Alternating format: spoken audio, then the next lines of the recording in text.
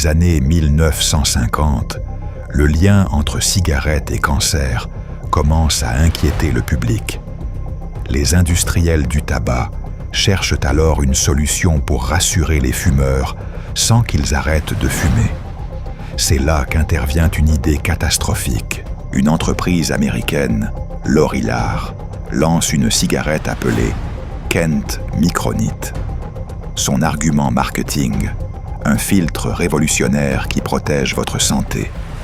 Le filtre contenait en réalité de l'amiante, crocidolite, l'un des types les plus dangereux. À l'époque, l'amiante est vue comme un matériau moderne, résistant à la chaleur utilisée partout, bâtiments, voitures, textiles. Sa toxicité est sous-estimée ou ignorée.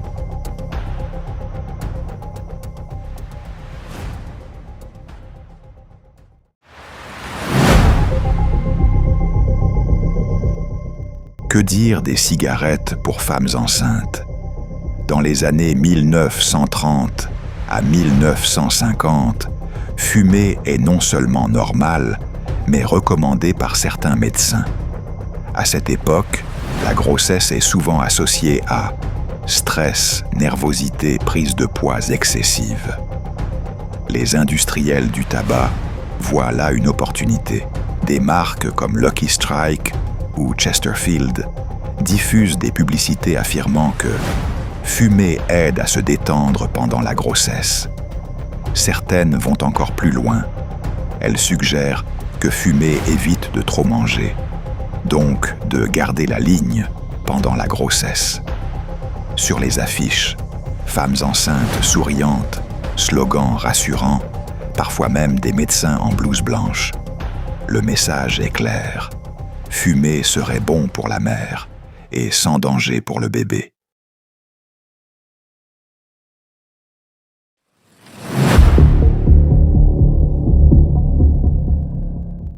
Dans les années 1920, les rayons X sont la nouvelle star de la science. On peut voir à travers le corps humain et à l'époque, personne ne se demande vraiment si c'est dangereux. Résultat, certains ont une idée géniale, utiliser les rayons X dans les magasins de chaussures. Le principe est simple et absurde. Le client, souvent un enfant, met ses pieds dans une machine. Les rayons X montrent les os à l'intérieur de la chaussure en direct. Le vendeur, les parents et parfois l'enfant regardent l'image comme un spectacle. On appelle ça le progrès. Le problème, c'est que les rayons X ne sont pas inoffensifs. Ce sont des radiations ionisantes, capables d'endommager les cellules. Et contrairement à un examen médical rare, ces machines sont utilisées toute la journée. Les vendeurs sont exposés en continu, parfois pendant des années. Très vite, des conséquences apparaissent. Brûlure de la peau, douleurs, lésions, et augmentation du risque de cancer. Dès les années 1940, des médecins alertent. Mais les machines restent en place parce qu'elles font vendre et qu'elles donnent une image scientifique au magasin. Et tout ça pourquoi? Pour vérifier si une chaussure est à la bonne taille. Un problème que l'humanité savait résoudre depuis des siècles, en essayant la chaussure. Finalement, ces machines seront interdites ou retirées, trop tard pour beaucoup de personnes, exposées inutilement.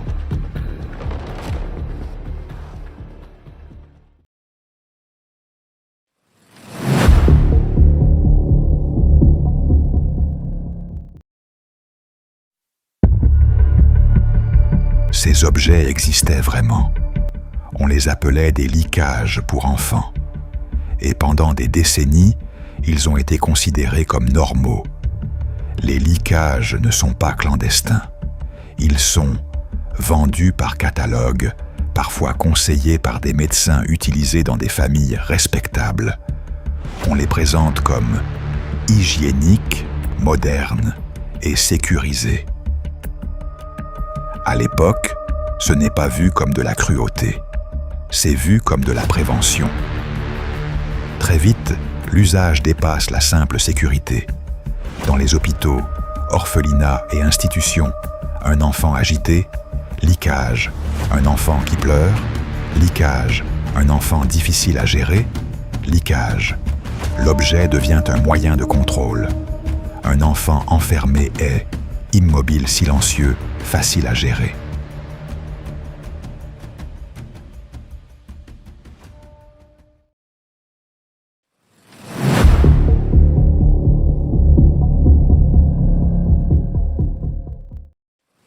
L'invention suivante est une idée soi-disant scientifique et moderne a horrifié le monde.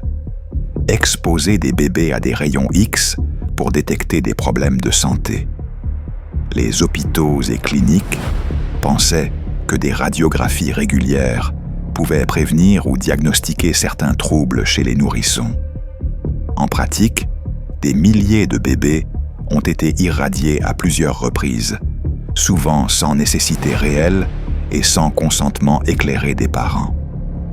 À l'époque, on ignorait encore beaucoup les dangers des radiations ionisantes sur le développement des enfants. Les conséquences ne se sont pas fait attendre. Brûlures, lésions cutanées, troubles de croissance et, dans de nombreux cas, un risque accru de cancer plus tard dans la vie.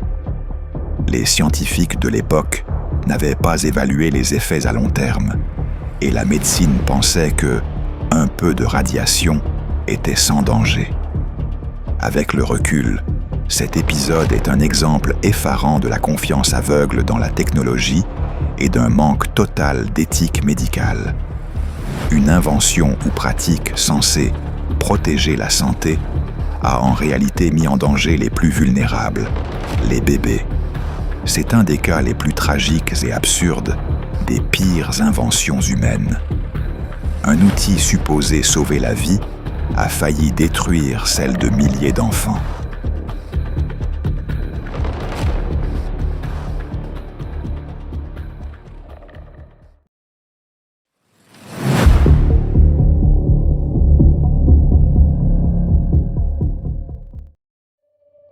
Dans les années 1930 à 1950, certains scientifiques et architectes ont cru que la radioactivité pouvait rendre le béton plus fort ou durable. L'idée était de mélanger des matériaux légèrement radioactifs, comme l'uranium ou le thorium, directement dans le béton utilisé pour les bâtiments, les routes ou même les maisons. À l'époque, la radioactivité était encore perçue comme un symbole de modernité et de progrès scientifique. Les risques pour la santé étaient largement méconnus ou ignorés. Les promoteurs vendaient cette innovation comme une technologie futuriste capable d'améliorer la solidité et la longévité des constructions. En réalité, ce béton était dangereux. Les rayonnements émis par ces matériaux exposaient les habitants et les travailleurs à des doses nocives, avec un risque accru de cancer et de maladies liées à l'irradiation. Certains bâtiments construits avec ce béton ont dû être détruits ou confinés après la prise de conscience des dangers. L'histoire du béton radioactif illustre parfaitement comment l'enthousiasme pour la science et le progrès peut mener à des expériences absurdes et dangereuses au détriment de la santé humaine.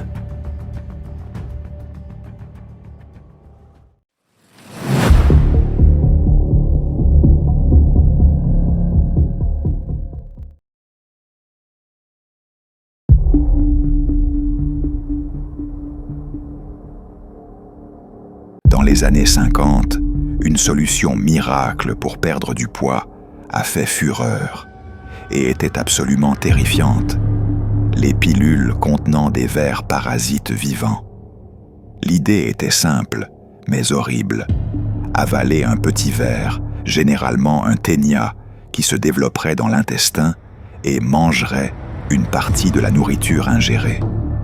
Résultat promis, une perte de poids rapide, sans effort. À l'époque, la réglementation sur les compléments alimentaires et médicaments était beaucoup moins stricte qu'aujourd'hui. Les pilules étaient vendues librement dans certains pays et certains témoignages vantent des effets spectaculaires. Mais personne ne parlait vraiment des risques. Les dangers étaient énormes. Infections graves, douleurs abdominales, carences nutritionnelles, blocages intestinaux, voire décès. Beaucoup de personnes ont souffert de complications terribles à cause de cette pratique soi-disant scientifique. Cette invention montre jusqu'où l'obsession de la minceur peut pousser la médecine et l'industrie, et pourquoi l'éthique et la prudence scientifique sont essentielles. Une idée qui paraît miraculeuse sur le papier s'est transformée en cauchemar pour des milliers de personnes.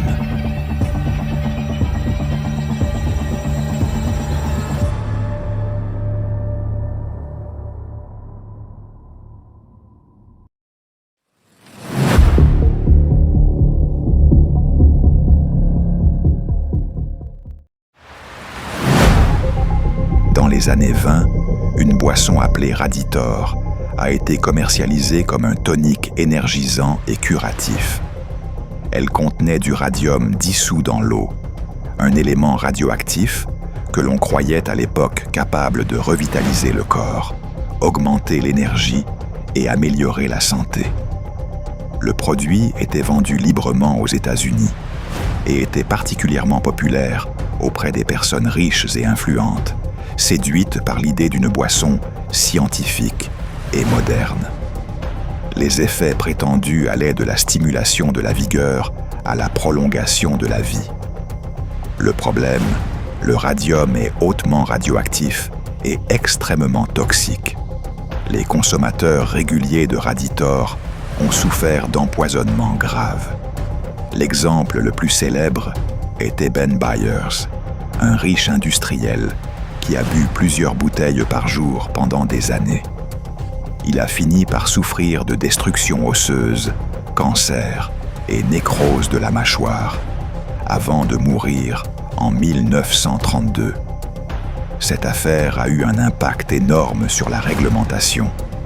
Elle a montré que l'absence de contrôle sur les produits radioactifs pouvait tuer et a contribué à l'instauration de normes strictes pour les médicaments et produits de consommation. En résumé, le Raditor était un miracle scientifique mortel, un exemple emblématique de comment l'obsession pour la nouveauté et la santé pouvait tourner au cauchemar pour l'humanité.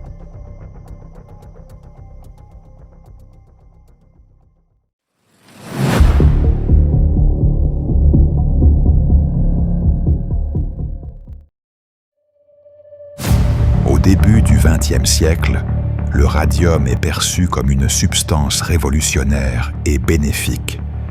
Découvert en 1898 par Marie et Pierre Curie, il fascine le public et les industriels. À cette époque, on croit que la radioactivité stimule le corps, rajeunit la peau et améliore la santé. Très rapidement, l'industrie cosmétique s'empare de cette mode. Des crèmes pour le visage, poudres, lotions, savons, rouges à lèvres et même dentifrices sont commercialisés avec du radium ou des substances radioactives similaires. Les publicités promettent une peau plus lumineuse, un teint éclatant, une régénération cellulaire, un effet jeunesse éternelle. Le problème, le radium est hautement radioactif et toxique. Appliqué quotidiennement sur la peau, parfois près de la bouche ou des yeux, il pénètre progressivement dans l'organisme.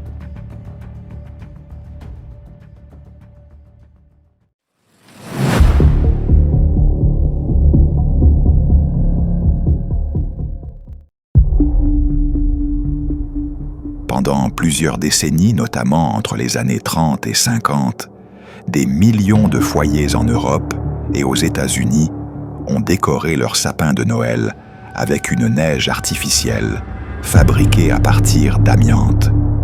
Pourquoi cette idée a existé? L'amiante était alors considéré comme un matériau miracle, blanc et visuellement parfait pour imiter la neige, résistant au feu idéale pour les bougies sur les sapins, peu chère et facile à produire. Les fabricants vendaient cette neige sous forme de poudre ou de flocons, à saupoudrer directement sur les branches, les décorations et parfois même sur les cadeaux.